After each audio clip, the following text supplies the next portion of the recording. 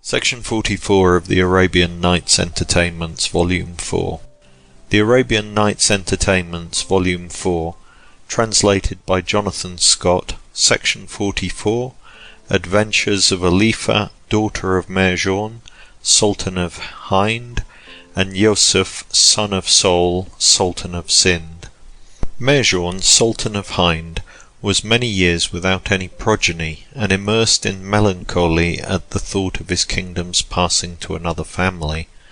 One evening, while indulging his gloomy thoughts, he dropped into a doze, from which he was roused by a voice exclaiming, "Sultan, thy wife this night shall conceive.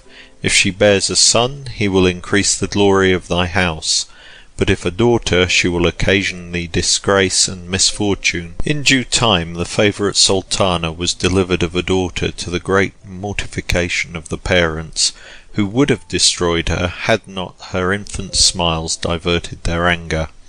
She was brought up in the strictest privacy, and at the end of 12 years the Sultan had her conveyed to a strong citadel erected in the middle of a deep lake, hoping in such a confinement to prevent her from fulfilling the prediction which had been made concerning her. Nothing could excel the magnificence of her abode, where she was left only with female attendants of the highest accomplishments, but no male was allowed to approach even the borders of the lake, except when supplies were conveyed for the use of its fair inhabitants, who were then restricted to their apartments. The gate of the citadel was entrusted to the care of an old lady, the princess's nurse. For 3 years the fair Alifa lived happily in her splendid prison, but the decree of fate was not to be overcome, and an event predestined by heaven overturned the cautious project of Sultan Marjan. Yusuf, a dissipated young prince, son to the Sultan of Sind, having offended his father, fled from his court, and with a few attendants reached the borders of the lake, in his way to seek an asylum in the territories of Marjan. Curious to know who inhabited the citadel in the midst of it, he swam over the lake and landed at the gate, which he found shut, but no one answered his loudest call for admission. Upon this he wrote a note, requesting compassion to a helpless stranger, and having fixed it to an arrow, shot it over the battlements. It luckily for him fell at the feet of the princess, then walking in one of the courts of her palace. She prevailed upon her nurse to open the gate, and at sight of Yusuf fell in love with him, as he did with her. He was admitted, and the tenderest interviews took place between them. Joy and pleasure prevailed in the citadel, while the prince's attendants remained, expecting his return, on the banks of the lake. After some time, Sultan Saul, wishing to be reconciled to his son, and having learnt the route he had taken, dispatched his nephew named Year to assure him of forgiveness and invite him to return to Sind. Year, arriving at the lake, was informed by Yusuf's attendants that the prince had entered the citadel, since which they had not seen or heard anything of him. Year, upon this, penned a note expressive of the Sultan's forgiveness and his wish to see the prince, which he fixed to an arrow and shot it into the palace, in the garden of which it fell, as Yusuf and Alifa were walking for their amusement. The prince, on reading the note, overcome with joy at the intelligence of his father's forgiveness of his errors, resolved to return home and pay his duty to his parents. He communicated his design to the princess, who was plunged into the deepest sorrow at the thought of his departure, but he comforted her by assurances of his speedy return, declaring that nothing but filial duty could have torn him from her, even for a moment. She now implored him to take her with him, but Yusuf prudently represented that such a step could only disgrace her fame and enrage her father, who on discovery of her flight would invade the kingdom of Sind with his powerful armies, and a scene of unnecessary bloodshed would ensue. On the contrary, if they waited patiently, Sultan Meherjourn might be prevailed upon to consent to their union, but in the meantime he would visit her often, while their meetings might, through the fidelity of their mutual attendants, be kept secret. Alifa, though unwilling, was obliged to acknowledge the justice of his reasoning, and consented to his departure, but on his taking leave, with tears and embraces entreated him not to be long absent, which he promised, and with truth, for his love was sincere, and it was with difficulty he submitted to the call of duty to a forgiving parent. Yusuf, having swam the lake with his bow and quiver upon his head as before, rejoined his companions, who rejoiced to see him. He was received by his cousin Year with transports of affection, and informed of what had happened since his departure from court. After which the prince related his love adventure with the fair Alifa, at the same time requesting his secrecy, and that he would charge the same on his attendants, as to his having been in the citadel, which he should earnestly beg also of his companions to observe. After a night's repose, the two princes marched towards Sind, and when within a day's distance from the capital, dispatched a courier to give notice of their approach. Sultan Sul, overcome with joy at the recovery of his son, having commanded the city to be ornamented and splendid entertainments to be made for his triumphal entry, with his whole court in their most magnificent array advanced to meet him. The prince, on seeing his father's train, dismounted, fell on his face, then running up, eagerly embraced the stirrup of the old sultan, who threw himself upon his neck in a transport of joy, and wept over him with tears of affectionate rapture. A horse, sumptuously caparisoned, was now brought for the prince's mounting, and the father and son rode side by side into the city, amid the acclamations of all ranks of people, while, as they proceeded, basins full of silver and gold, coined for the occasion, were showered amongst the assembled crowds in the streets. It is impossible to describe the tender interview between the prince and the queen his mother, whose heart had been nearly broken on the flight of her son, or the glad transports of Yusuf's own ladies, who were in number 3 wives and 40 concubines. Suffice it to say that all was joy and pleasure in the palace, except in the breast of Yusuf, who mingled with the satisfaction of return to his family an ardent desire to meet again the beautiful Alifa, so that the caresses of his women gave him no pleasure, and when he retired to his apartment he did not, as was usual, call any of them to his presence, but passed the night alone, thinking of his beloved. Morning invited him to new scenes of festivity, prepared by his happy parents, who little suspected how soon they were again to lose their son.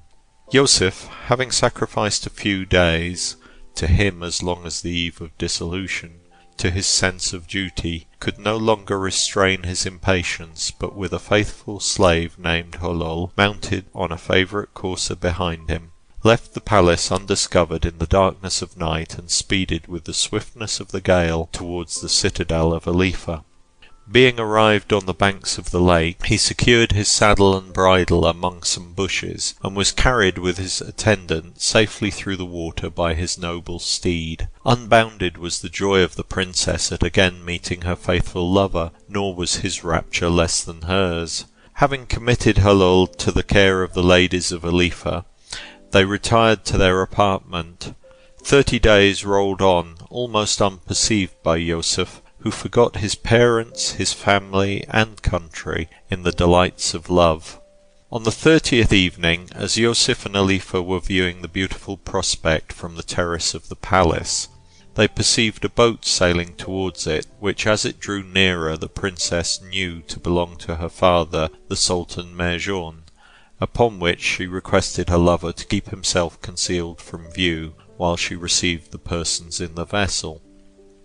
Yusuf accordingly withdrew into a chamber, the lattice of which looked upon the lake. But how can we express his indignant surprise and furious jealousy when he beheld landing from the boat two handsome young men, into the arms of one of whom Alifa threw herself with eager transport, and after mutual embraces they withdrew together into the palace. Without considering that his supposed rival might be a near relation to the princess, as he in fact was, being her first cousin, who had been brought up with her till her confinement to the lake, Yusuf suffered himself to be overcome by unworthy suspicion, and resolved to quit for ever a faithless mistress.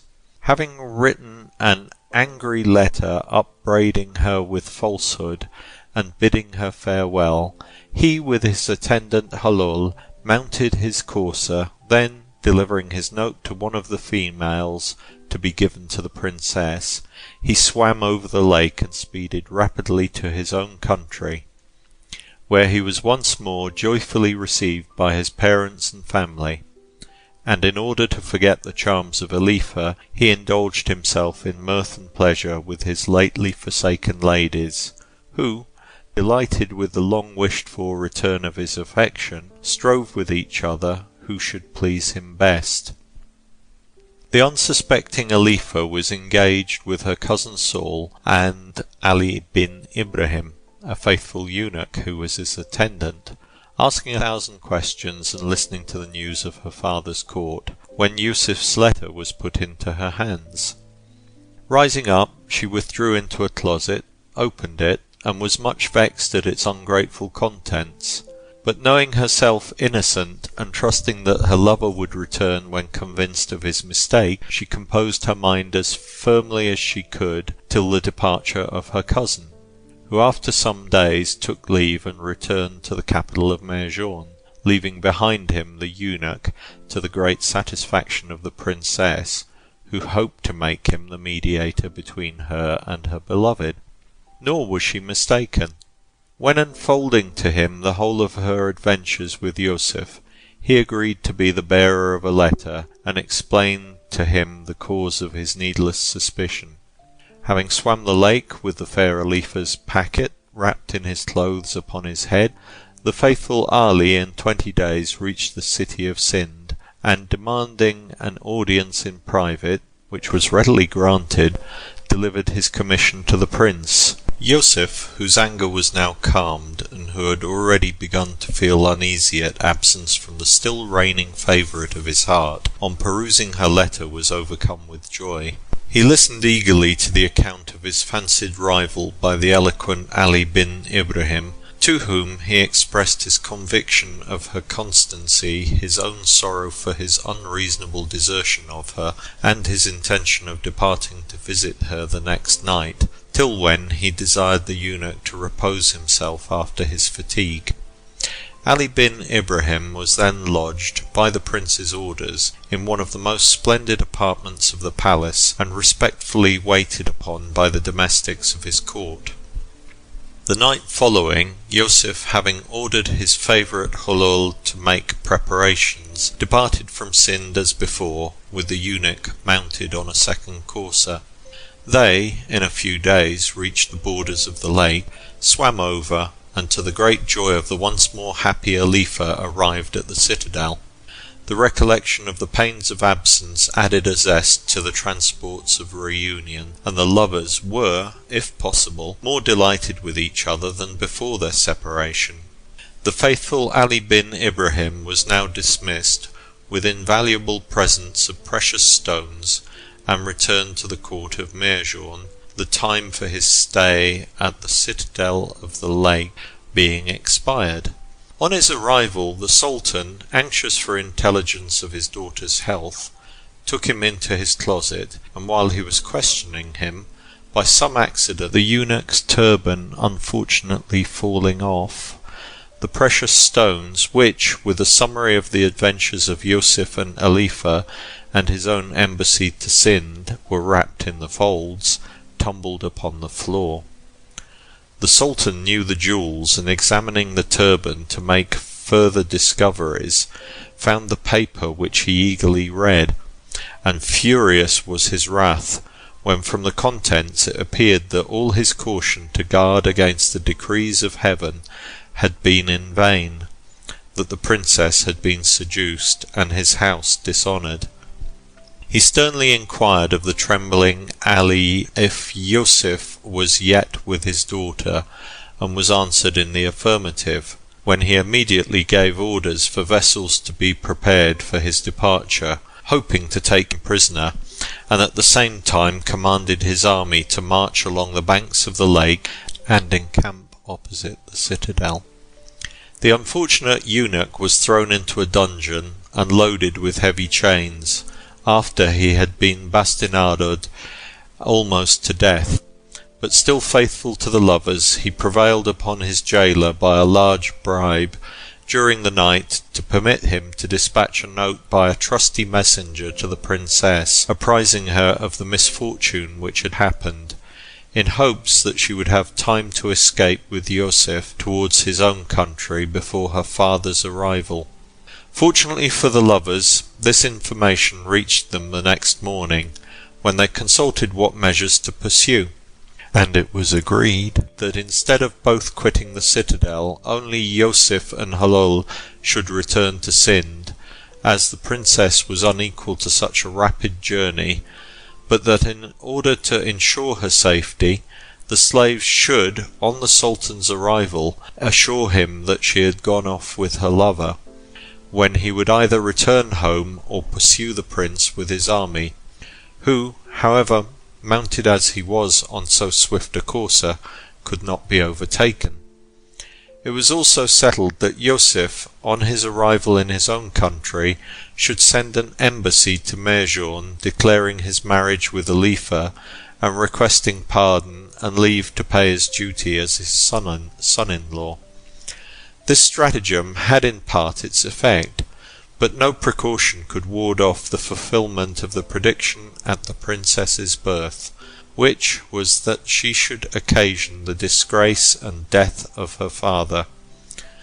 Marjan, armed at the citadel a few hours after Yusuf's escape, was informed by her attendants that she had also accompanied him in his flight, upon which the enraged sultan hurried on by fate, without stopping to search the palace in which his daughter was concealed, hastened to join his troops on the banks of the lake, and with a vast army pursued the Scindian prince, who however reached his capital in safety. On his arrival, having informed his father of his adventures, the old sultan, eager to gratify his son, approved of his additional marriage with the fair Alifa, and dispatched an embassy to Marjan, who by this time was in the territory of Sind, laying it waste with fire and sword, no troops scarcely being opposed to his sudden invasion. He received the ambassador with mortifying haughtiness, bidding him return to his master, and inform him that he never would forgive the seduction of his daughter, in revenge for which he had taken a solemn oath to overturn the kingdom of Sind, raze the capital, and feast his eyes with the blood of the old sultan and his son. On receipt of this ungracious reply to his proposals, the sultan and Yusuf had no alternative but to oppose so inveterate a foe. They collected their troops, by whom they were much beloved, and marched to meet the enemy, whom, after an obstinate battle, they defeated, and Marjan was slain in the action. It is impossible to resist the decrees of heaven. From God we came, and to God we must return.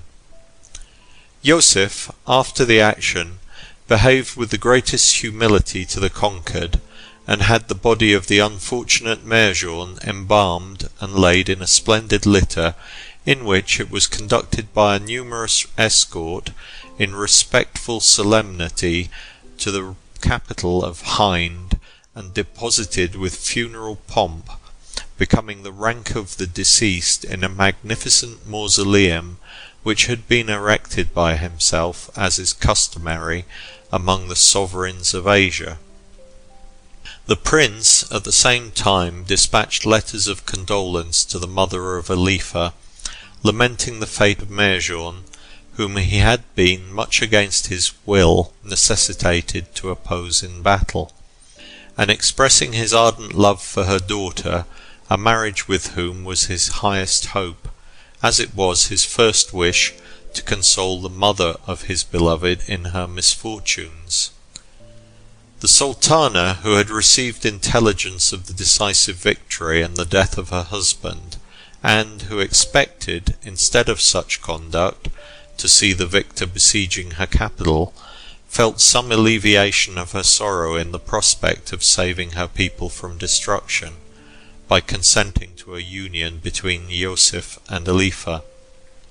Her answer accordingly was favourable, upon which the Prince of Sind repaired to the lake, and conducting his willing bride to the capital of Hind, at the expiration of the stated time of mourning for Merjouan, their nuptials were celebrated with all possible magnificence, amid the united acclamations of the subjects, who readily acknowledged his authority, and had no cause to repent of their submission to his yoke.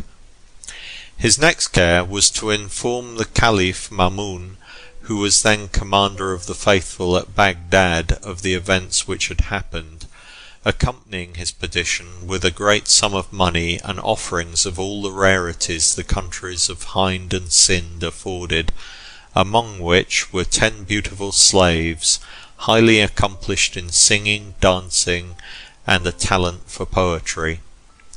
They recited extempore verses before the Caliph, but the subject of each was so expressive of their wish to return to their beloved sovereign, and delivered in so affecting a manner, that Mamun, though delighted with their wit and beauty, sacrificed his own pleasure to their feelings, and sent them back to Yusuf by the officer who carried the edict, confirming him in his dominions, where the Prince of Sind and the fair Alifa continued long, amid a numerous progeny, to live the protectors of their happy subjects.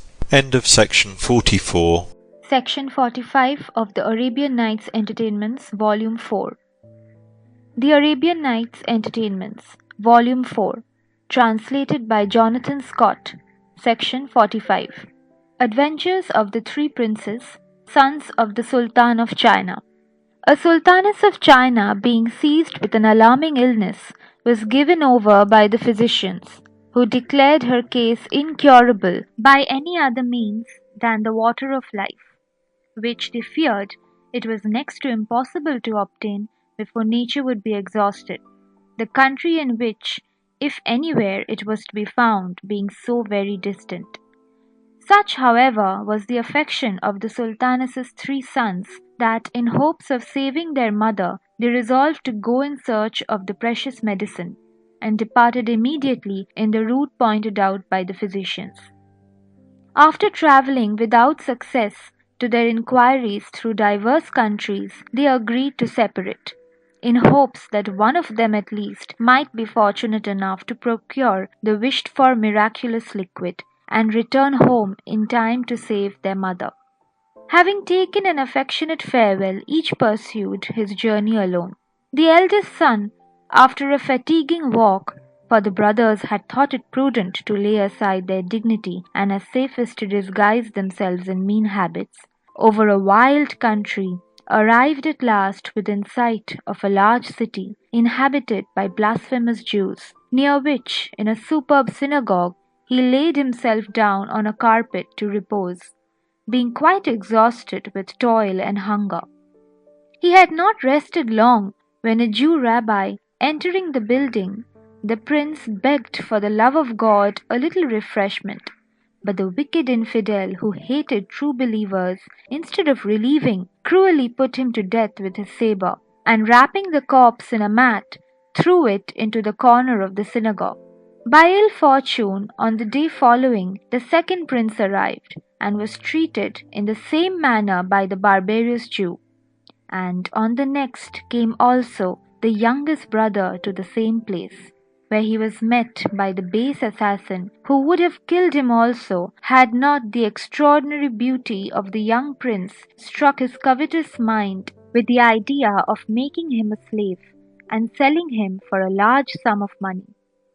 Speaking therefore to him in a kind manner, he brought him refreshments, and inquired if he was willing to be his servant, and employ himself in cleaning the synagogue and lighting the lamps, to which the prince, being in an exhausted condition, seemingly assented, seeing no other means of present support, but secretly resolved to escape when recovered from his fatigue. The Jew now took him to his house in the city, and showed him, apparently, the same tenderness as he used towards his own children.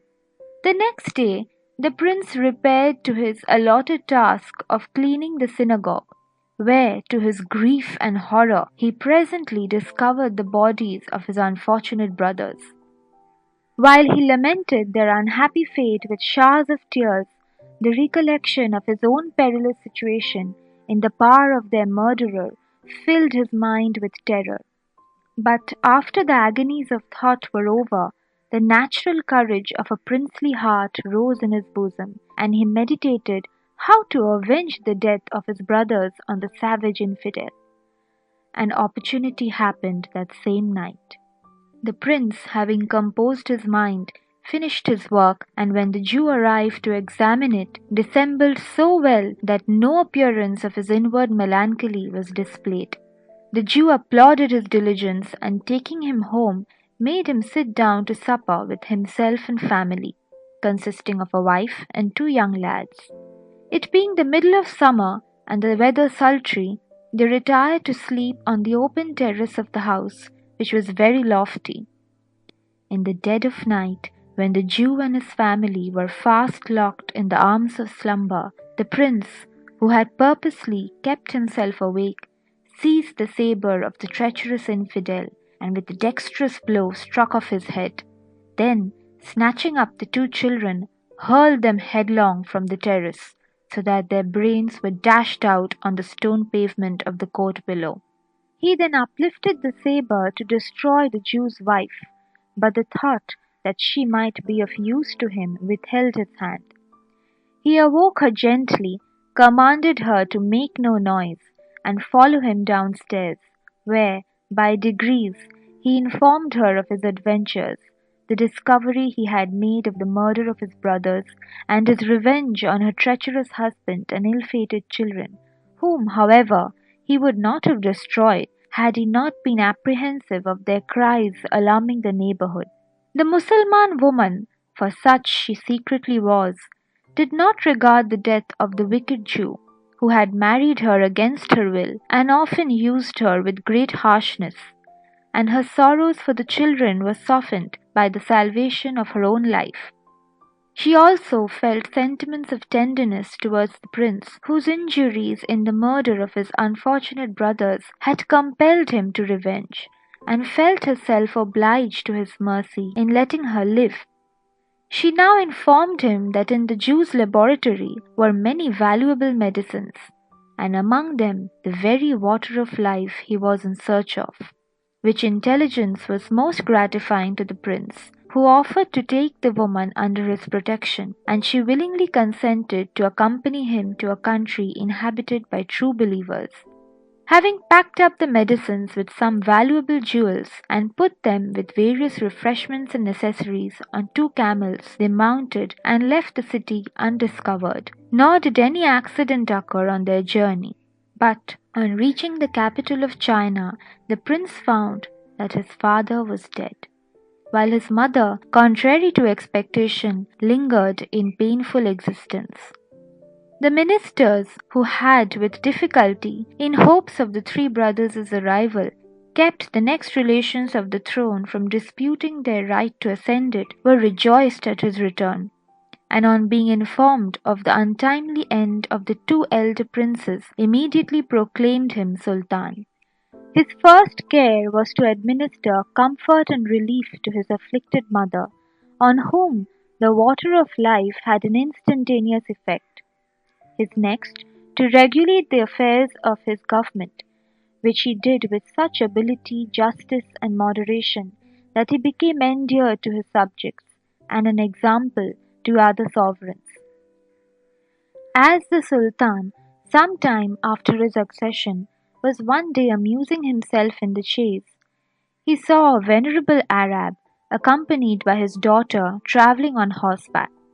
By accident, the young female's veil being blown aside displayed such beauty to the eyes of the Sultan as instantly fascinated his heart and made him wish to have her for his Sultana. He immediately made offers to her father of his alliance, but great was his mortification and surprise when the Arab rejected them, saying that he had sworn not to give his daughter to anyone who was not master of some useful trade by which a livelihood might be earned.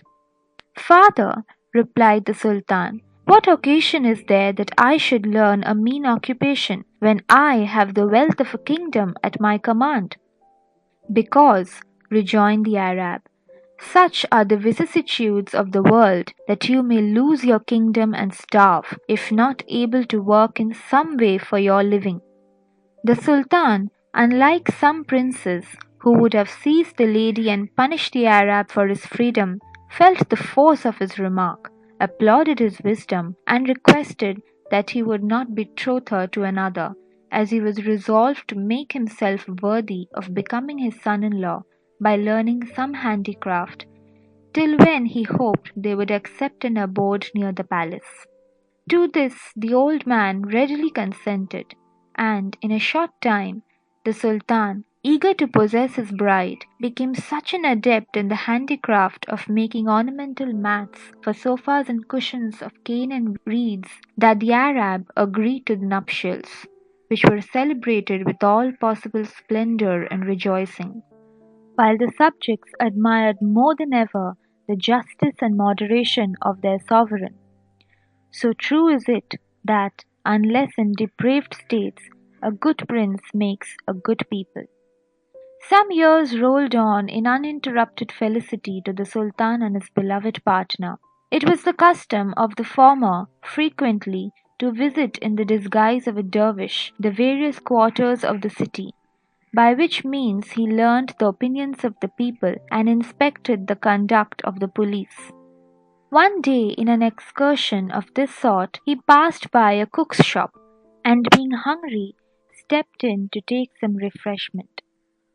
He was, with seeming respect, conducted to a back room spread with flowered carpeting, over which was a covering of muslin transparently fine. Pulling off his slippers, he entered the room and sat down upon a neat musnad.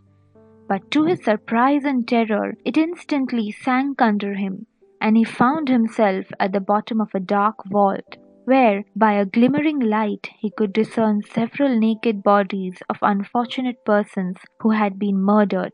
And presently appeared, descending from a narrow staircase, a black slave of savage countenance, who, brandishing a huge scimitar, cried out, "Wretch, prepare thyself to die!" The Sultan was alarmed, but his presence of mind did not forsake him. "What good," said he, "will my death do you or your employers? I have nothing about me but the humble habit I wear, but if you spare my life, I possess an art that will produce your employers considerable wealth." Upon this, the slave, going to the master of the house, informed him of what the supposed dervish had said, when the treacherous cook came in to inquire after the promised riches. "Give me only some reeds and canes, varnished of different colours," said the Sultan, "and I will make a mat, which if you carry to the palace and present to the vizier, he will purchase it for 1,000 pieces of gold." The desired articles were furnished, and the Sultan, setting to work, in a few days finished a mat, in which he ingeniously contrived to plate in flowery characters, known only to himself and his vizier, the account of his situation. When finished, he gave it to his treacherous host, who admired the beauty of the workmanship, and not doubting of the reward, carried it to the palace, where he demanded admission, saying he had a curiosity to offer for sale. The vizier, who was then giving audience to petitioners, commanded him to be brought in. But what was his astonishment when the mat was unfolded to see, portrayed upon it, the imminent danger of the Sultan, whom he supposed to be in his harem, and whose absence the Sultana had, in order to prevent confusion, commanded to be kept secret, hoping for his speedy return. The vizier instantly summoned his guards, seized the villainous cook, and proceeding to his house, released the Sultan from his confinement. The house was razed to the ground, and the abominable neighbor, with his guilty family, put to death. The Sultan exultingly felt the use of having learned a useful art which had been the means of saving his life. End of section 45. Section number 46 of the Arabian Nights Entertainments, Volume 4. The Arabian Nights Entertainments, Volume 4, translated by Jonathan Scott. Story of the Good Vizier Unjustly Imprisoned. A certain vizier, though perfectly loyal and of strictest integrity, having been falsely accused by his enemies, was, without due examination of the charges brought against him, thrown into prison, where, by orders from the Sultan, he was confined to a gloomy dungeon and allowed only bread and water for his daily food. In this wretched abode he lay for 7 years, at the expiration of which the Sultan, his master, who was in the habit of walking about the city in disguise to amuse himself, chanced to pass by the house of his injured minister, dressed as a dervish. To his surprise he saw it open, and a crowd of domestics busy in cleaning the apartments and preparing for the reception of the owner, who, they said, had commanded them by a messenger from the prison to put things in orders, as he should that day be restored to the Sultan's favour, and returned home. The Sultan, who, so far from intending to release the unfortunate vizier, had almost erased the remembrance of him from his mind, was astonished at the report of the domestics, but thought his long confinement might possibly have disturbed the brain of his prisoner, who in his madness might have fancied his deliverance to be at hand. He resolved, however, to go and visit the prison, disguised as he was, and see the vizier. Having purchased a quantity of bread and cakes, he proceeded to the gaol, and requested, under pretence of fulfilling a vow he had made to feed the prisoners, to be admitted and allowed to distribute his charity among them. The gaoler granted his request and permitted him to visit the different cells. At length he came to that of the vizier, who was employed earnestly at his devotions, which on the entrance of the supposed dervish he suspended, and inquired his business. "I come," said he, "for though unknown to you I have always prayed for your welfare, to congratulate you on your approaching deliverance, which I understand you have announced to your domestics, but fear without foundation, not having heard of any orders for the purpose from the Sultan." "That may be true, charitable dervish," said the vizier, "but depend upon it before night I shall be released and restored to office." "I wish it may be so," replied the Sultan. "But upon what ground do you build an expectation, the gratification of which appears to me is so improbable?" "Be seated, good dervish, and I will tell you," rejoined the vizier, and began as follows.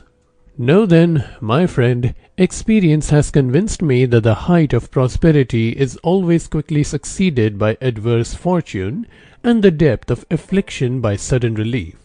When I was in office, beloved by the people for my lenient administration, and distinguished by the Sultan, whose honour and advantage were the constant objects of my care, and for whose welfare I have never ceased to pray even in this gloomy dungeon, I was one evening taking the air upon the river in a splendid barge with some favourite companions.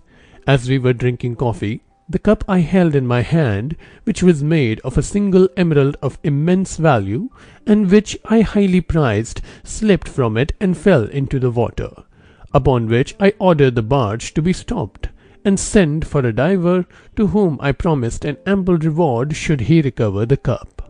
He undressed, and desired me to point out the place at which it fell, when I, having in my hand a rich diamond ring, heedlessly, in a fit of absence, threw it into that part of the river. While I was exclaiming against my own stupidity, the diver made a plunge towards where I had cast the ring, and in less than 2 minutes reappeared with the coffee cup in his hand, when to my great surprise within it I also found my ring. I rewarded him liberally, and was exulting in the recovery of my jewels, when it suddenly struck my mind that such unusual good fortune must speedily be followed by some disaster. This reflection made me melancholy, and I returned home with a foreboding sadness, not without cause, for that very night my enemies accused me falsely of treason to the Sultan, who believed the charge, and next morning I was hurried to this gloomy cell, where I have now remained 7 years with only bread and water for my support. God, however, has given me resignation to his decrees, and this day an accident occurred which makes me confident of release before night and restoration to the Sultan's favour, which, as I have always done, I will endeavour to deserve.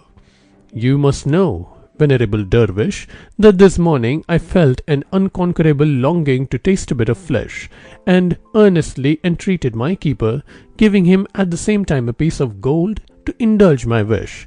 The man, softened by the present, brought me a stew, on which I prepared to make a delicious meal. But while, according to custom before eating, I was performing my ablutions, guess my mortification when a huge rat running from his hole leaped into the dish which was placed upon the floor. I was near fainting with agony at the sight, and could not refrain from tears. But at length, recovering from the poignancy of disappointment, the rays of comfort darted upon my mind, and I reflected that as disgrace and imprisonment had instantaneously followed the fortunate recovery of my cup and ring, so this mortification, a greater than which could not have happened, would be immediately succeeded by returning prosperity. In this conviction I prevailed on the gaoler to order my domestics to make ready my house and expect my return. The disguised Sultan, who, while the Wazir was speaking, felt every word impress him more and more with the conviction of his innocence, had much difficulty to support his assumed character, but not choosing his visit to the prison should be known at present, he restrained his feelings, and when the minister had finished took his leave, saying he hoped his presage would be fulfilled. He then returned undiscovered to the palace, and, entering his cabinet, resumed his usual habit, after which he issued orders for the release of the Wazir, sending him a robe of honour and splendid attendants to escort him to court, at the same time condemning to confiscation and imprisonment his malicious accusers. On his arrival, the Sultan received the Wazir with the most gracious distinction, and having presented him with the canopy of state, the seal and the inkstand set with rich jewels, the insignia of the office, conducted him to a private chamber, where falling upon his neck he embraced him, and requested him to forget past oppression, informed him of his disguised visit to the prison, after which he dismissed him to his own palace. End of section number 46. Section number 47 of the Arabian Nights Entertainments, Volume 4. The Arabian Nights Entertainments, Volume 4, translated by Jonathan Scott. Story of the Lady of Cairo and her 4 gallants. A virtuous lady of Cairo, who seldom left her house but upon urgent business, one day returning from the bath, passed by the tribunal of the Qazi just as it was breaking up, when the magistrate perceived her, and struck with her dignity and elegance of gait, from which he judged of her beauty, called her to him, and in a soft whisper expressed his desire of a private interview. The lady, being resolved to punish him for his unworthy conduct, seemingly consented, and desired him to repair to her house that evening, which he gladly promised. She then pursued her route homewards, but was on the way accosted by 3 other men, who made her similar proposals, all which she accepted, and fixed that evening for receiving their visits. The first of these gallants was the customs tax collector of Cairo, the second the chief of the butchers, and the third a rich merchant. When the lady returned to her house, she informed her husband of what had happened, and begged him to permit her to execute a stratagem that she had formed to punish their insolence. which would not only afford himself and her much laughable amusement, but solid advantage, as doubtless the lovers would each bring with him a handsome present. The husband, who knew he could trust the virtue of his wife, readily consented, and the lady, having prepared a handsome entertainment, adorned herself in her richest apparel, and seated herself to receive her guest. Evening had just shut in, when the venerable Qazi, having finished his sunset devotions, impatiently repaired first to his mistress and knocked at the door, which the lady opened and led him upstairs, where he presented her with a rosary of valuable pearl, after which she made him undress, and in place of his robes put on a loose vest of yellow muslin and a party-coloured cap, her husband all the while looking at them through the door of a closet, and ready to burst his sides with laughter as he beheld the tender grimaces of the enamoured magistrate. The happiness of the venerable gallant was however soon changed to frightful alarm, for he had scarcely sat down and begun to partake of some refreshment when a loud rap was heard at the door, upon which the lady, starting up in well-affected terror, cried out, "Muhammad protect us, for this is my husband's knock, and if he finds you here, he will put us both to death." The Qazi's heart sank within him, and he became more dead than alive. But the lady somewhat revived him by thrusting him into her bedchamber, desiring him to remain still, as possibly a way might be found for his escape. He gladly retired, secretly vowing that if spared from his present threatening distress, Satan should no more tempt him to make love or break the sacred law. The lady, having disposed of the Qazi, hastened to the door, where she found the expecting tax collector, who brought with him as a present a set of jewels. She shooed him upstairs, took off his rich clothes, and made him put on a crimson vest and a green cap with black spots. He had scarcely sat down when the door again resounded, and she played over the same game as she had done with the Qazi, who on his also entering the bedchamber was somewhat pleased at seeing a brother magistrate in the same ridiculous plight with himself. The venerable lovers condoled by signs with each other, but dared not speak for fear of discovery. The chief of the butchers, on his arrival, was next ushered upstairs, and his present received, then made to undress and put on a blue vest with a scarlet cap, ornamented with seashells and bits of tinsel. But he had scarce time to finish, when a fourth loud rap was heard at the door. The scene of alarm was renewed, and the frightened gallant hurried into the room to keep company with his rivals. Now appeared the respectable merchant, who presented the cunning lady with several rich veils, pieces of silk, and embroidered muslins, after which he was asked to undress and enrobe himself in a sky-coloured vest and a cap striped with red and white, which he had hardly put on when a thundering knock at the gate put an end to his transports, and the wife, pretending great alarm, as it was her husband's rap, forced him into the bedchamber, where, to his surprise, he discovered 3 of his intimate acquaintance. The husband, who had left his hiding place and knocked at the door, now entered, and, after saluting his wife, sat down, when having partaken of the refreshments provided for the gallants, the happy couple entered into conversation loud enough to be overheard by the wretched innamorati, who were quaking for fear of discovery. "Light of my eyes," said the husband, "didst thou meet with anything amusing to-day in thy visit to the bath? And if so, divert me with an account of it." "I did, indeed," said the lady, "for I met with 4 antic creatures, whom—" At hearing this, the unfortunate lovers gave themselves over for lost.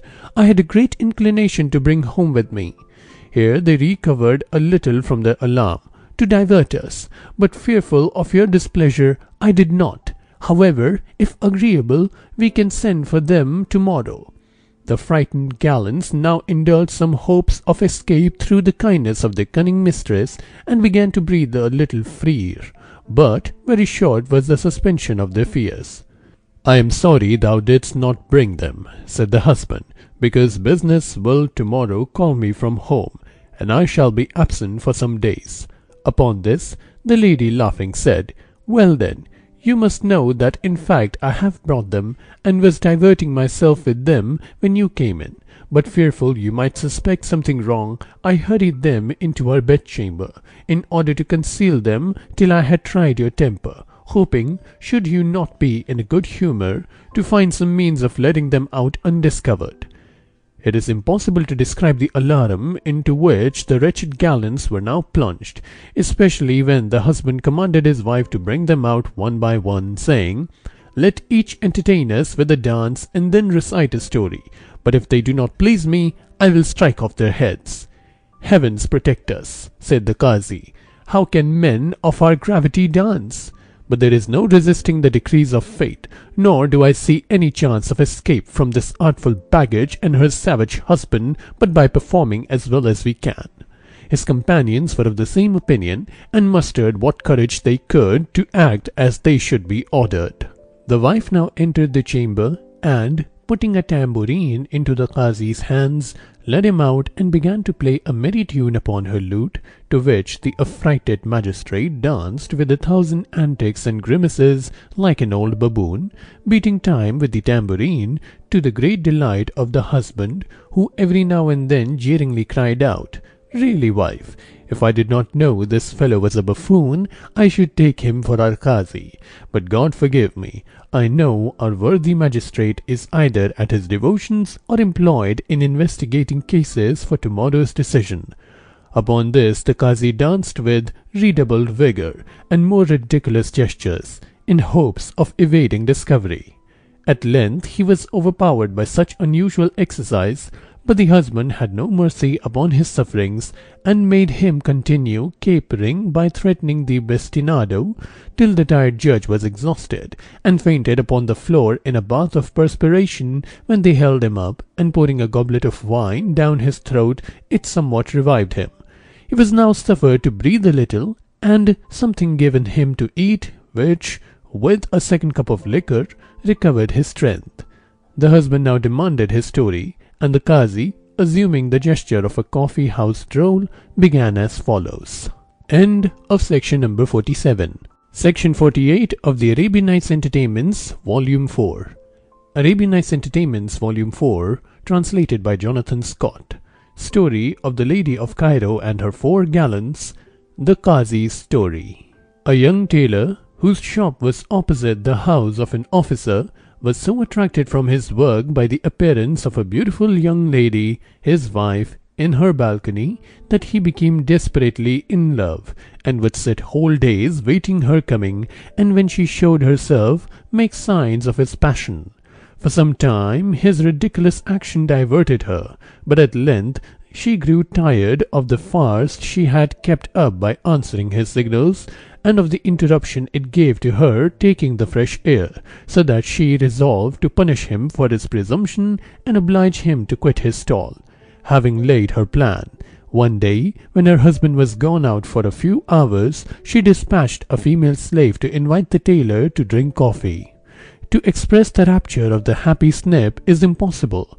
He fell at the feet of the slave, which he kissed as the welcome messengers of good tidings, gave her a piece of gold, and uttered some nonsensical verses that he had composed in praise of his beloved. Then dressing himself in his best habit, he folded his turban in the most tasty manner, and curled his mustachios to the greatest advantage, after which he hastened exultingly to the lady's house, and was admitted to her presence. She sat upon a rich musnad, and gracefully lifting up her veil, welcomed the tailor, who was so overcome that he had nearly fainted away with excess of rapture. She desired him to be seated, but such was his bashfulness that he would not approach farther than the corner of the carpet. Coffee was brought in, and a cup presented him, but not being used to such magnificence and form, and his eyes also being staringly fixed on the beauties of the lady, instead of carrying the cup to his mouth, he hit his nose and overthrew the liquid upon his vest. The lady smiled and ordered him another cup, but while he was endeavouring to drink it with a little more composure, a loud knock was heard at the door, and she, starting up, cried out with great agitation, "Good heavens! This is my husband's knock. If he finds us together, he will sacrifice us to his fury." The poor tailor, in terror, fell flat upon the carpet, when the lady and her slave threw some cold water upon his face, and, when a little recovered, hurried him away to a chamber, into which they forced him, and desired him to remain quiet, as the only means of saving his life.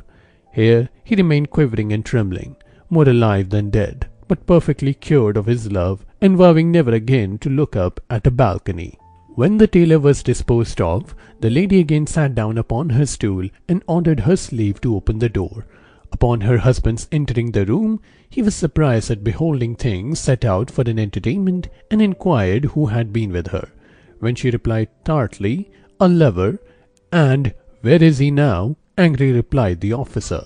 "In yonder chamber, and if you please, you may sacrifice him to your fury, and myself afterwards." The officer demanded the key, which she gave him, but while this was passing, the agony of the unfortunate tailor was worse than death, he fully expecting every moment to have his head struck off. In short, he was in the most pitiable condition. The officer went to the door, and had put the key into the lock, when his wife burst suddenly into a fit of laughter, upon which he exclaimed angrily, "Who do you laugh at?" "Why, at yourself, to be sure, my wise lord," replied the lady, "for who but yourself could suppose a woman serious when she told him where to find out a concealed lover? I wanted to discover how far jealousy would carry you, and invented this trick for the purpose." The officer, upon this, was struck with admiration of his wife's pleasantry and his own credulity, which so tickled his fancy that he laughed immoderately, begged pardon for his foolish conduct, and then they spent the evening cheerfully together. After which, the husband going to the bath, his wife charitably released the almost dead tailor, and reproving him for his impertinence, declared if he ever again looked up at her balcony, she would contrive his death. The tailor, perfectly cured of love for his superior in life, made the most abject submission, thanked her for his deliverance, hurried home, prayed heartily for his escape, and the very next day took care to move from so dangerous a neighborhood. The husband and wife were highly diverted with the Qazi's story, and after another dance permitted him to depart, and get home as well as he could in his ridiculous habit. How he got there, and what excuse he was able to make for so unmagisterial an appearance, we are not informed. But strange whispers went about the city, and the Qazi's dance became the favourite one, or the strolling drolls, whom he had often the mortification of seeing talking him off as he passed to and from the tribunal, and not unfrequently in causes of adultery the evidences and culprits would laugh in his face. He, however, never again suffered Satan to tempt him, and was scarcely able to look at a strange woman, so great was his fear of being led astray. When the Qazi was gone, the lady, repairing to the apartment, brought out the grave tax collector, whom her husband addressed by name, saying, "Venerable sir, how long have you turned droll? Can you favour me with a dance?" The tax collector made no reply, but began capering, nor was he permitted to stop till quite tired. He was then allowed to sit. Some refreshment was given him, and when revived, he was desired to tell a story. Knowing resistance vain, he complied. After having finished, he was dismissed, and the other gallants were brought in and treated in a like manner. End of section number 48. Section number 49 of the Arabian Nights Entertainments, Volume 4. Arabian Nights Entertainments, Volume 4. Translated by Jonathan Scott. Story of the merchant, his daughter, and the prince of Iraq. A certain rich merchant was constantly repining because Providence had not added to his numerous blessings that of a child to inherit his vast wealth. This want destroyed the power of affluence to make him happy, and he importuned heaven with unceasing prayers. At length one evening, just as he had concluded his devotions, he heard a voice saying, "Thy request has been heard, and thou wilt have a daughter, but she will give thee much uneasiness in her 14th year by an amour with the prince of Iraq, and remember there is no avoiding the decrees of fate." The merchant's wife that same night conceived, and at the usual time brought forth a daughter, who grew up an exquisite beauty. No pains were spared in her education, so that at 13 she became most accomplished, and the fame of her charms and perfections was spread throughout the city. The merchant enjoyed the graces of his child, but at the same time his heart was heavy with anxiety for her fate, whenever he called to mind the prediction concerning her, so that at length he determined to consult a celebrated dervish, his friend, on the possible means of averting the fulfillment of the prophecy.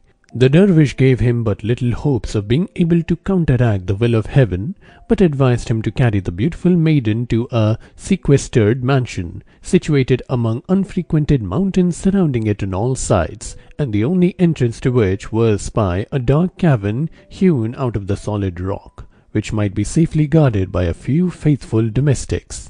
"Here," said the dervish, "your daughter may pass the predicted year, and if any human care can avail, she may be thus saved from the threatened dishonor. But it is in vain for man to fight against the arms of heaven. Therefore prepare thy mind for resignation to its decrees."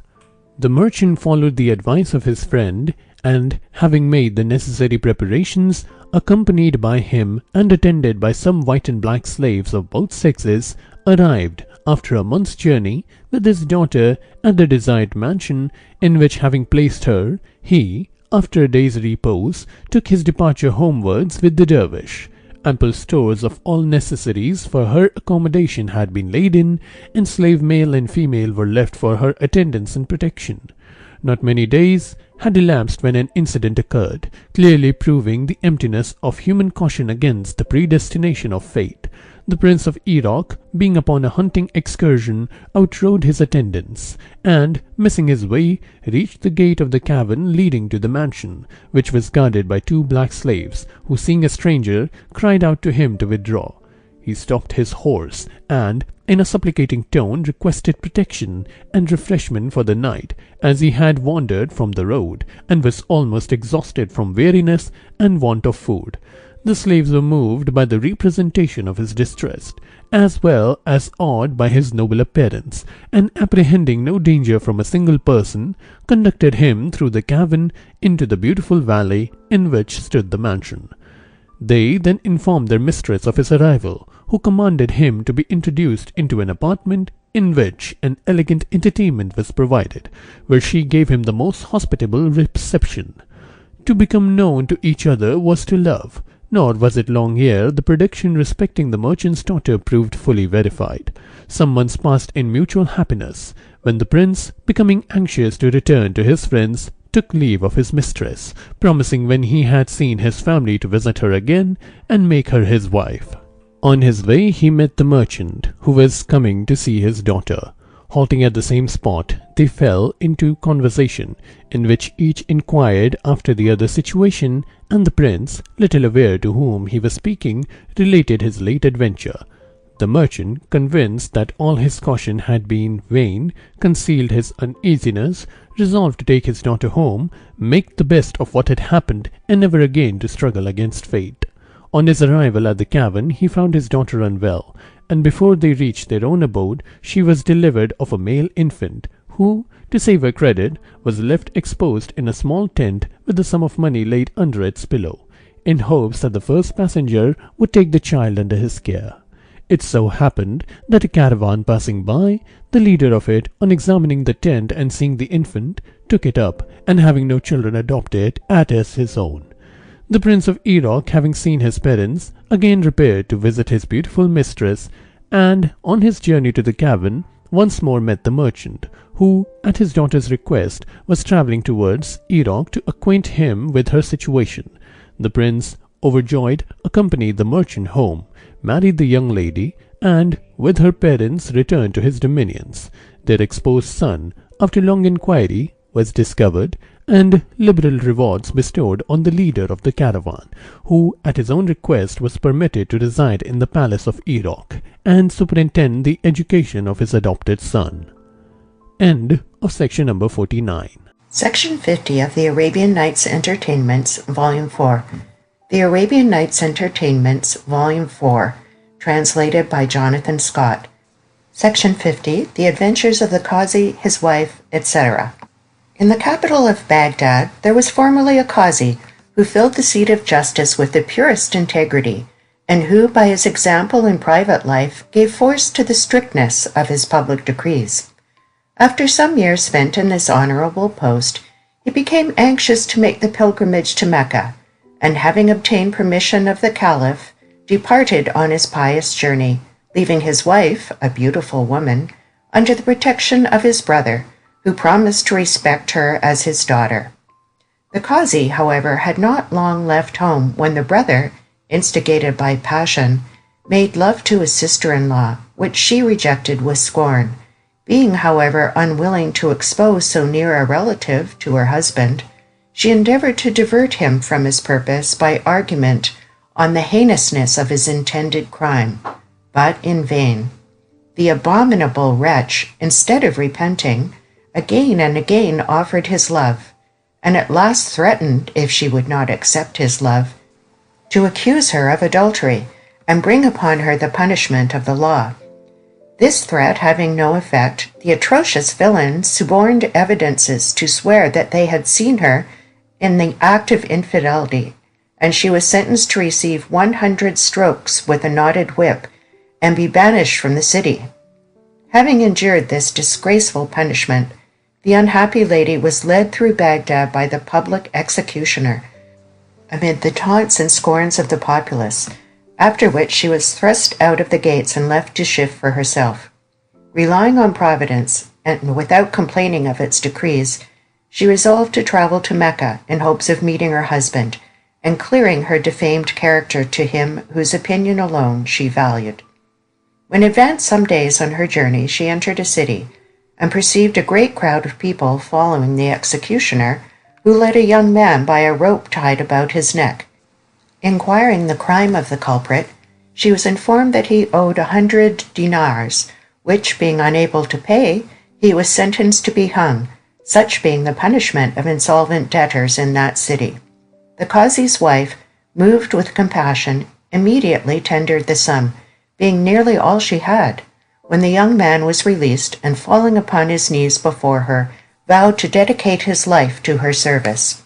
She related to him her intention of making the pilgrimage to Mecca, upon which the young man requested to accompany and protect her, to which she consented.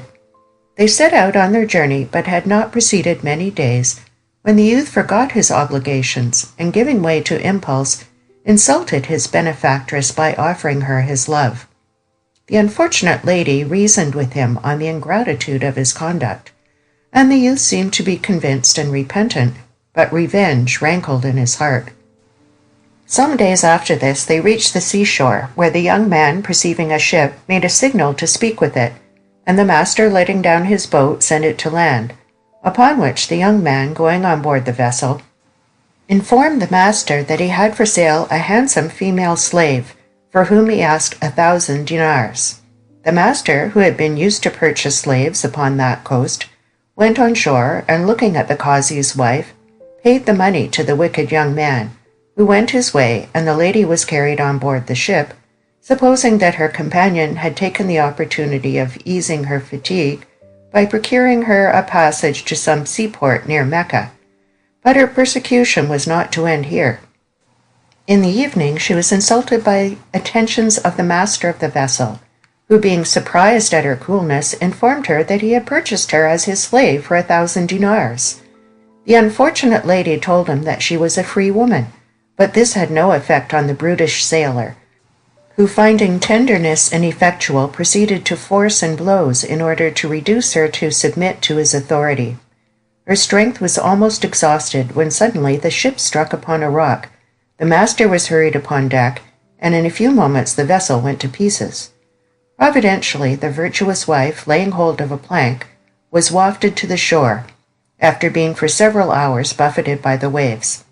Having recovered her senses, she walked inland, and found a pleasant country abounding in fruits and clear streams, which satisfied her hunger and thirst. On the second day she arrived at a magnificent city, and on entering it was conducted to the Sultan, who, inquiring her story, she informed him that she was a woman devoted to a religious life, and was proceeding on the pilgrimage to Mecca, when her vessel was shipwrecked on his coast, and whether any of the crew had escaped she knew not, as she had seen none of them since her being cast ashore on a plank. But as now the hopes of her reaching the sacred house were cut off, if the Sultan would allot her a small hut and a trifling pittance for her support, she would spend the remainder of her days in prayers for the prosperity of himself and his subjects. The Sultan, who was truly devout and pitied the misfortune of the lady, gladly acceded to her request and allotted a pleasant garden house near his palace for her residence, at which he often visited her and conversed with her on religious topics, to his great edification and comfort, for she was sensibly pious.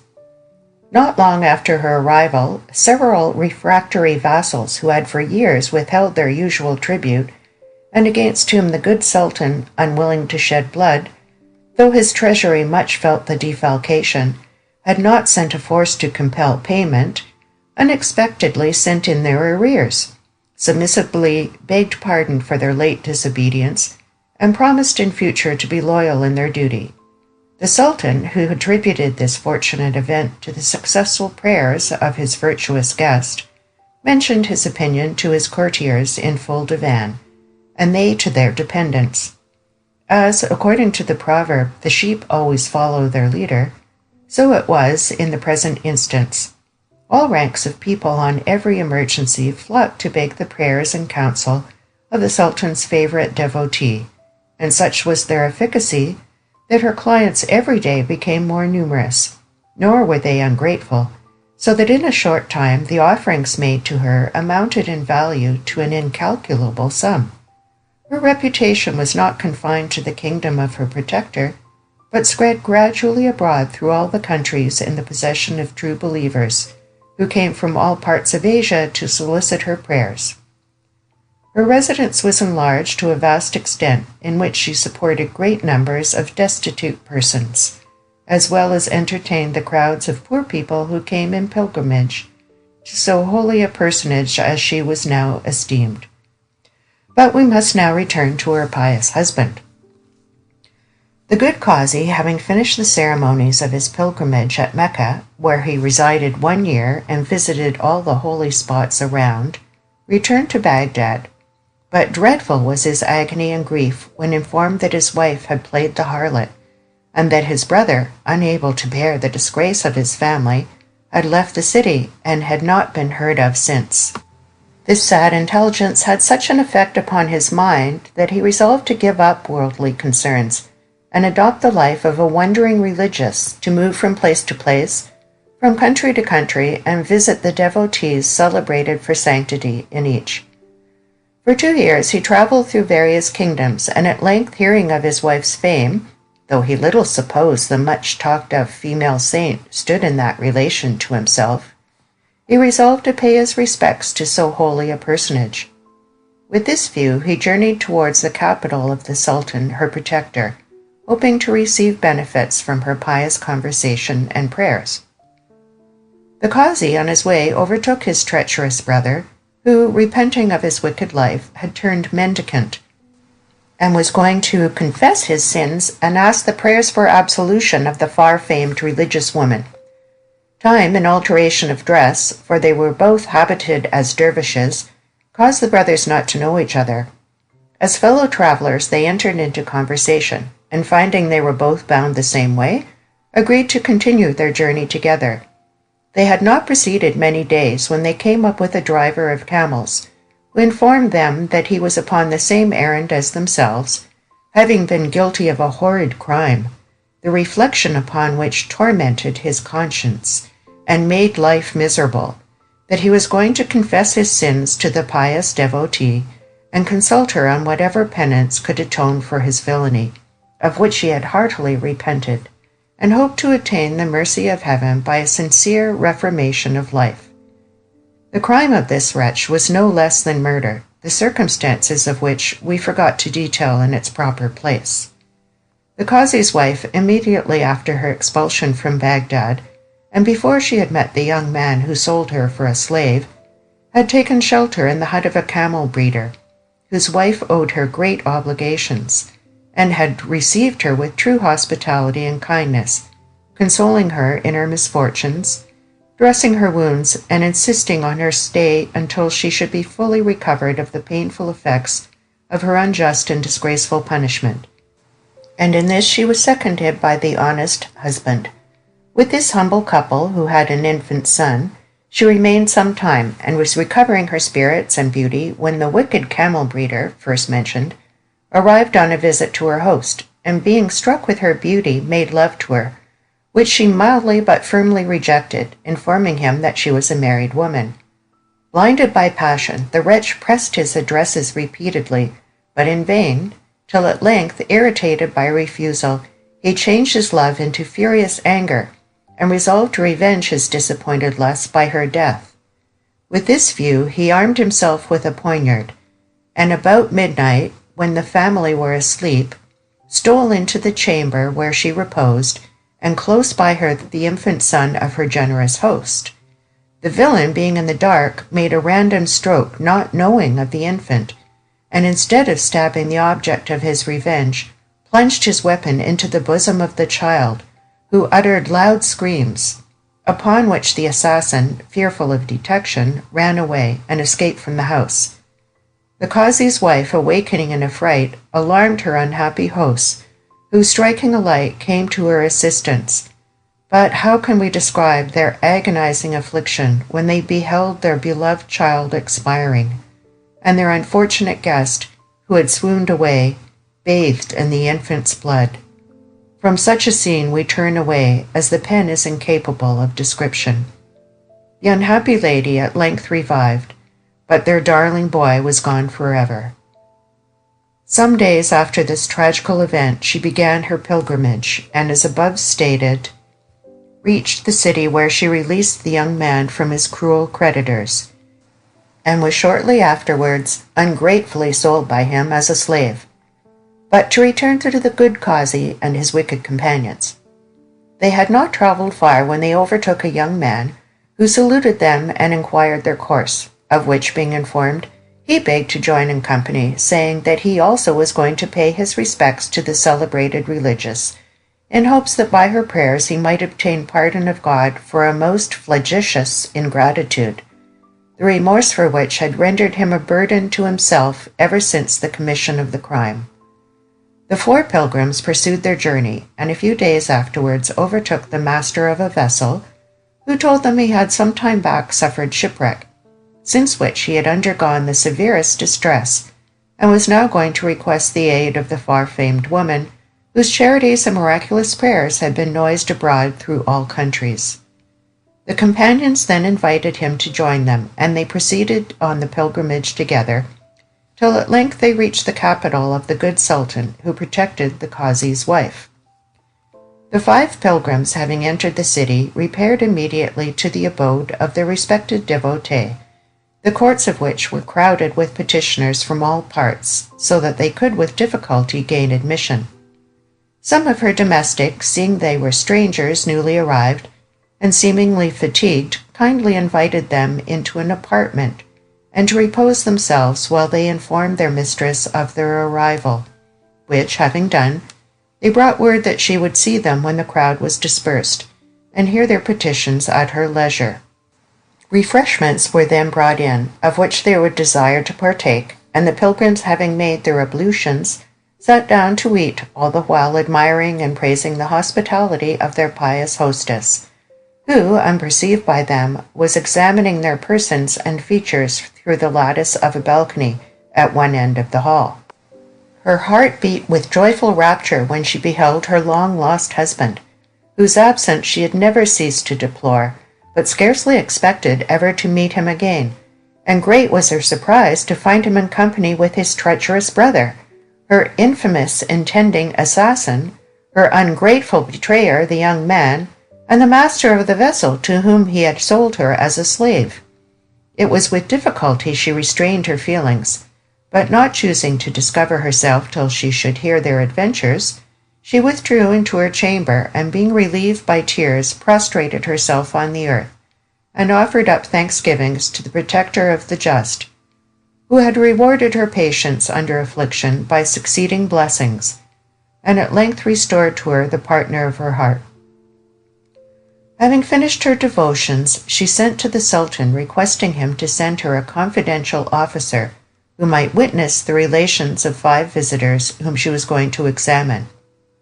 On his arrival, she placed him where he could listen unseen, and covering herself with a veil, sat down on her stool to receive the pilgrims, who, being admitted, bowed their foreheads to the ground. When requesting them to arise, she addressed them as follows: "You are welcome, brethren, to my humble abode, to my counsel and my prayers, which by God's mercy have sometimes relieved the repentant sinner. But as it is impossible I can give advice without hearing a case, or pray without knowing the wants of him who entreats me, you must relate your histories with the strictest truth, for equivocation, evasion, or concealment will prevent my being of any service, and this you may depend upon, that the prayers of a liar tend only to his own destruction." Having said this, she ordered the Qazi to remain, but the other 4 to withdraw, as she should, to spare their shame before each other, hear their cases separately. The good Qazi, having no sins to confess, related his pilgrimage to Mecca, the supposed infidelity of his wife, and his consequent resolve to spend his days in visiting sacred places and holy personages, among whom she stood so famous that to hear her edifying conversation and entreat the benefit of her prayers for his unhappy wife was the object of his having travelled to her sacred abode. When he had finished his narrative, the lady dismissed him to another chamber, and heard one by one the confessions of his companions, who, not daring to conceal anything, related their cruel conduct towards herself, as above mentioned, but little suspecting that they were acknowledging their guilt to the intended victim of their evil passions. After this, the Qazi's wife commanded the officer to conduct all 5 to the Sultan, and inform him of what he had heard them confess. The Sultan, enraged at the wicked behavior of the Qazi's brother, the camel driver, the young man, and the master of the vessel, condemned them to death, and the executioner was preparing to put the sentence in force, when the lady, arriving at the presence, demanded their pardon, and to his unspeakable joy discovered herself to her delighted husband. The Sultan, complying with her request, dismissed the criminals, but prevailed on the Qazi to remain at his court, where for the remainder of his life this upright judge filled the high office of chief magistrate with honor to himself and satisfaction to all who had causes tried before him, while he and his faithful partner continued striking examples of virtue and conjugal felicity.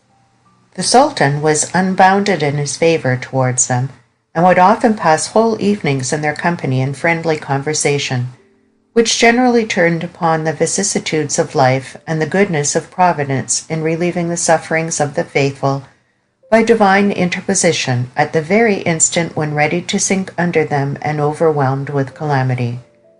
"I myself," said the Sultan, "am an example of the protection of heaven, as you, my friends, will learn from my adventures." He then began as follows. End of section 50. Section 51 of the Arabian Nights Entertainments, Volume 4. Section 51. Adventures of the Qazi, his wife, etc. The Sultan's story of himself. Though now seated on a throne, I was not born to such exalted rank, but am the son of a rich merchant in a country far distant from this which I now govern. My father brought me up to his own profession, and by instruction and example encouraged me to be virtuous, diligent, and honest. Soon after I had attained to the age of manhood, death snatched away this valuable parent, who in his last moments gave me instructions for my future conduct, but particularly requested that nothing might ever prevail upon me to take an oath, though ever so just or necessary to my concerns. I assured him it would not, soon after which he breathed his last, leaving me, my mother, and sister in sincere grief for his loss. After the funeral I examined his property, and found myself in possession of a vast sum of money, besides an ample stock in trade, 2/3 of which I immediately paid to my mother and sister, who retired to a house which they purchased for themselves.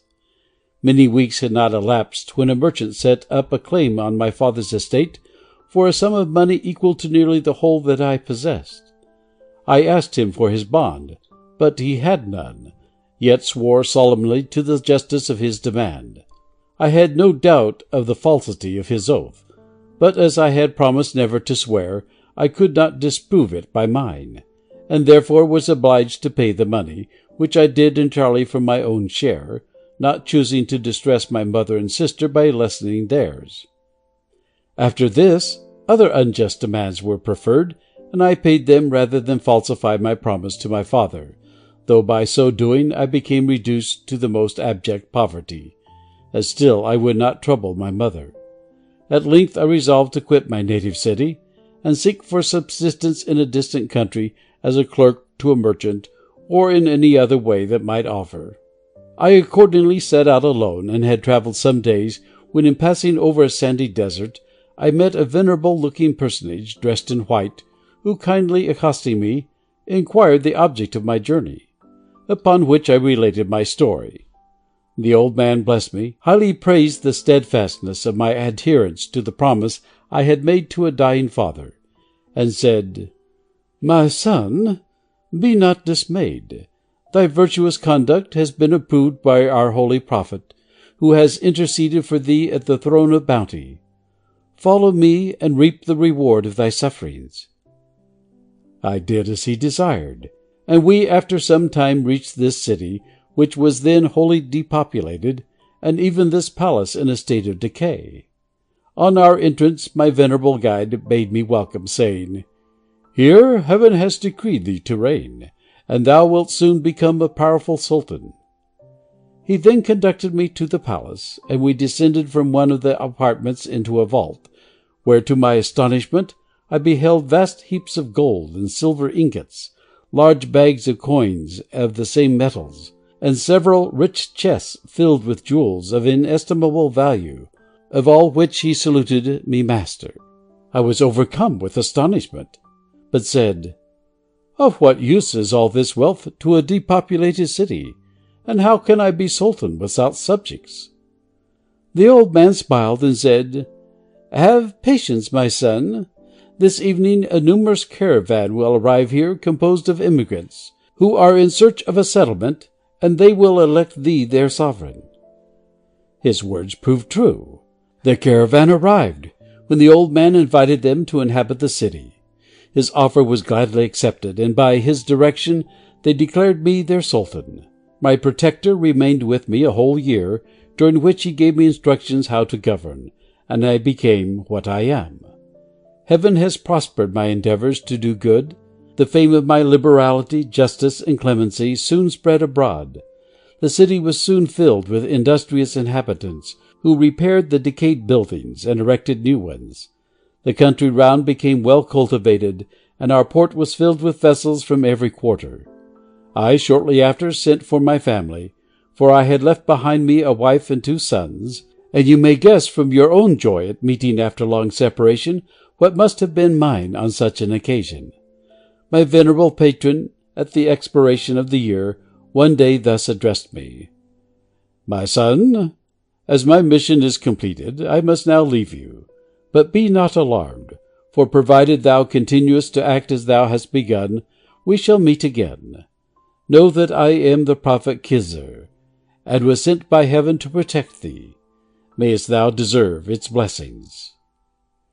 Having said thus, he embraced me in his arms, and then vanished, how I know not, from my sight. For some time I continued wrapped in astonishment and wonder, which at length gave place to reverential awe and gratitude to heaven. By degrees I recovered myself, and bowed down with fervent devotion. I have endeavoured to follow the admonitions of my holy adviser.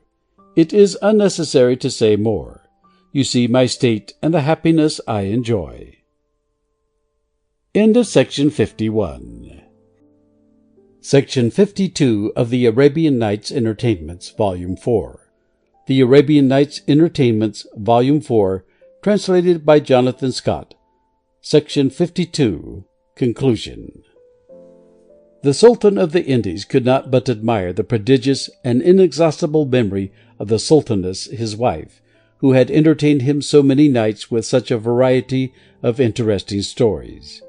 1,001 nights had passed away in these innocent amusements, which contributed so much towards removing the Sultan's unhappy prejudice against the fidelity of women. His temper was softened. He was convinced of the merit and great wisdom of the Sultaness Scheherazade. He remembered with what courage she had offered to be his wife, without fearing the death to which she knew she exposed herself, as so many sultanesses had suffered within her knowledge. These considerations, and the many other good qualities he knew her to possess, induced him at last to forgive her. "I see, lovely Scheherazade," said he, "that you can never be at a loss for these little stories, which have so long diverted me. You have appeased my anger. I freely renounce the law I had imposed on myself. I restore your sex to my favourable opinion, and will have you to be regarded as the deliverer of the many damsels I have resolved to sacrifice to my unjust resentment." The Sultaness cast herself at his feet, and embraced them tenderly with all the marks of the most lively and perfect gratitude. The Grand Vizier was the first who learned this agreeable intelligence from the Sultan's own mouth. It was instantly carried to the city, towns, and provinces, and gained the Sultan and the lovely Scheherazade his consort universal applause and the blessings of all the people of the extensive empire of the Indies. End of Section 52. End of the Arabian Nights Entertainments, Volume 4,